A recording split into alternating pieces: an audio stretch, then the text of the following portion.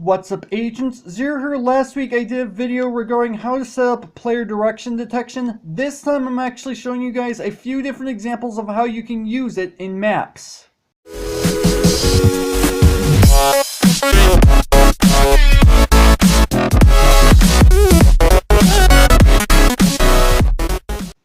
Now, I'm not actually going to go over the full details on how to set this up. If you want to check that out, make sure to check the link down in the description to watch the previous video I did on this concept. But anyway, I'm going to be basically showing you guys what it is real quick.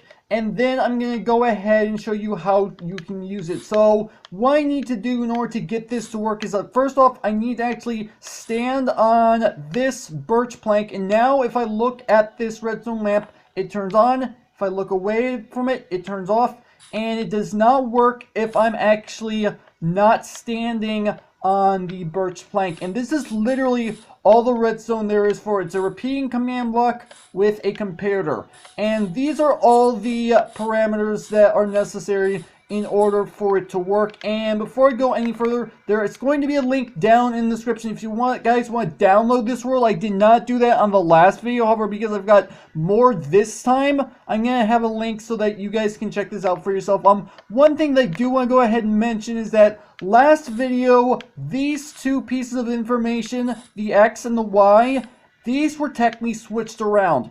I do not know whether or not I got this wrong. I do not know whether or not the game updated and they changed these two around. I'm not entirely sure, so I do apologize, but in one way or another, I got the information wrong last video. So you can disregard that part of the video that I did last time.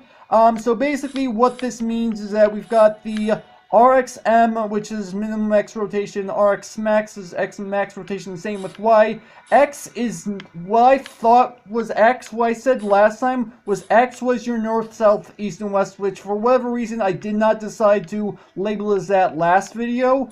But it's actually up and down, and Y is the other way around. Instead of being up and down, is technically your north, south, east, and west. So that's basically what you need to know, and for the rest of it, this is literally all I have set up for these few examples. I got three separate examples of which I'm going to be showing you. This one is what I would like to call the backwards door. And this is actually fairly simple to understand. If I walk up to this door, I cannot walk through it. However, if I turn around, I can now walk through it, and it closes, well, technically behind me, but at the same time in front of me, if that makes any sense. And I can do the same thing by turning around and walking through it the other direction. And this is literally all there is in order to actually set this up. You got two repeating command blocks, both going in opposite directions, with a comparator going into this command block right here. This command block has a redstone torch on it. So basically what's going on, this command block is testing to see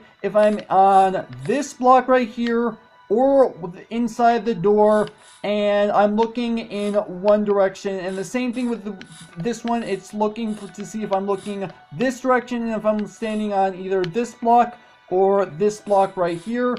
And then these two command blocks right here are just to place down and remove the door. That's literally all there is. Now I'll go ahead and show you guys what's inside of this particular command block. So you've got your test for at P, and then in square brackets you've got your coordinates, your radius, and then your testing for your direction. And that's literally all there is. Now this one is set up slightly differently. However, it works pretty much the same. This one is actually a downwards looking door, and basically what that means is I cannot walk through this as you'd expect. However, if I look downwards, the door opens up, so I can actually look down and the door will open up and it will close up behind me if I get past either this block or if I get past this block.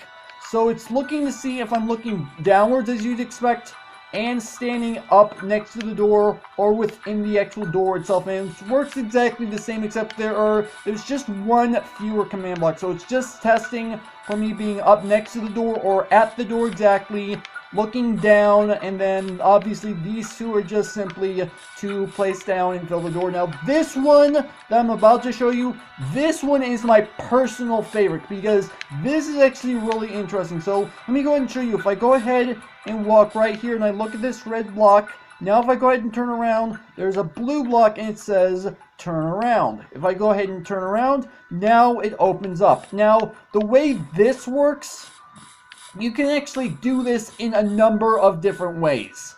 You can use /clone, /fill. What I actually ended up doing for this, as you might guess, is actually using the TP command. So this repeating command block is testing to see if I'm standing directly in front of this red block, looking at that red block. And then this one is going to be teleporting me from in here to in here. And then this one is pretty much doing the exact same thing, except it's working with the other two buildings. So this one is testing to see if I'm looking at this blue block from inside of here, and then the other one is teleporting me from this building to this building. I hope that made sense. I tried to explain it as best as I could. So it's actually pretty much the same.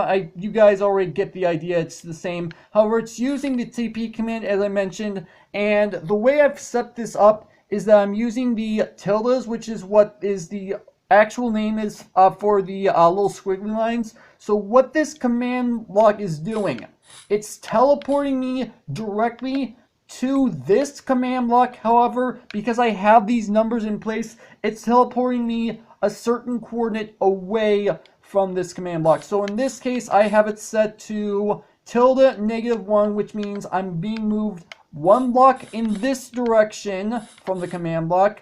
I'm going to be teleported half a block below the ground. The reason why I have that set up is because for whatever reason why I had it set to just normal, it was teleporting me a little bit upwards, and I set it to half a block down. It seemed to work just fine. I'm not entirely sure what's going on with that, but that's how I got it to work. And then another tilde at the Z coordinate for -7. So you're starting at this one and you're moving 7 in this direction. So that's basically how it's working, and the other command block is pretty much the same thing. It's just using a slightly different set of coordinates. But that is literally it, and this is actually really cool. I really like this a lot. So if I go ahead and walk into here, as you can tell, I can walk out if I really want to.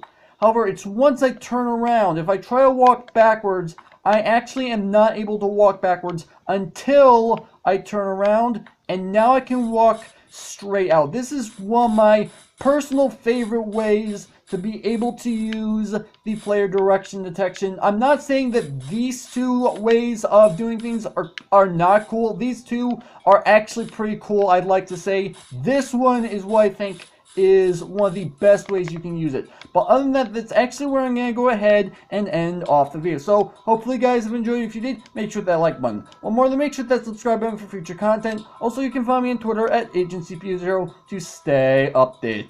This has been Zero Studios. Thank you guys for watching, and with that, I will see you guys later.